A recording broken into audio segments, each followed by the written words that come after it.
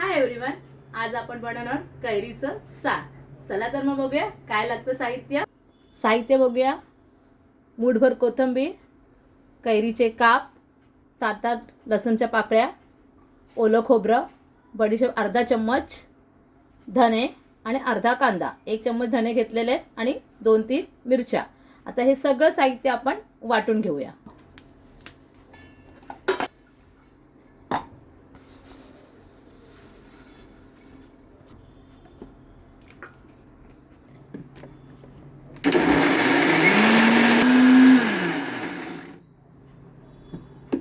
थोडंसं पाणी टाकून घेऊया आपण।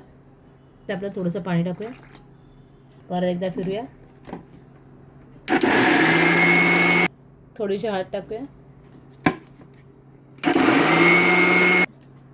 झालं आपलं वाटून छानपैकी। आता आपण फोडणी देणार आहोत। तेल टाकूया आपण। चला तेल तापलं आपलं। मोहरी टाकूया आपण। मोहरी तडतडून द्यायची चांगली। मोहरी तडतडायला दिलेली आहे। मोहरी तडतडली की जिरं टाकायचं आहे। जिरं टाकून झाल्यावर लसूण टाकायचं आहे, कढीपत्ता टाकायचा आहे थोडंसं। थोडंसं लांब व्हायचं, झाकून ठेवायची। फोडणी ह्यासाठी झाकून ठेवली आहे की त्याचा सुगंध आहे तो आतमध्ये राहील मस्तपैकी आणि आपल्या करीला छानपैकी स्वाद येईल।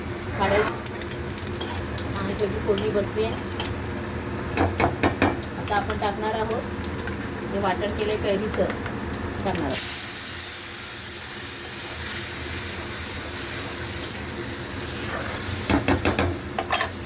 थोडंसं पाणी टाकणार आहोत।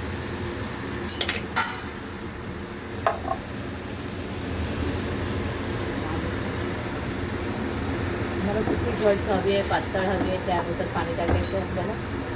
चवीपुरतं मीठ। छानपैकी उकळी आलेली आहे। उकळी आलेली आहे। आपण थोडीशी कोथिंबीर टाकूया वरून। आता मी जरा टेस्ट घेते आणि तुम्हाला सांगते कशी।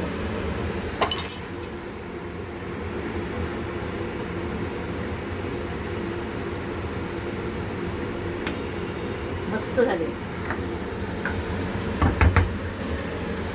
नक्की करून बघा कैरीचं सार कसं होतं आणि मला सांगा।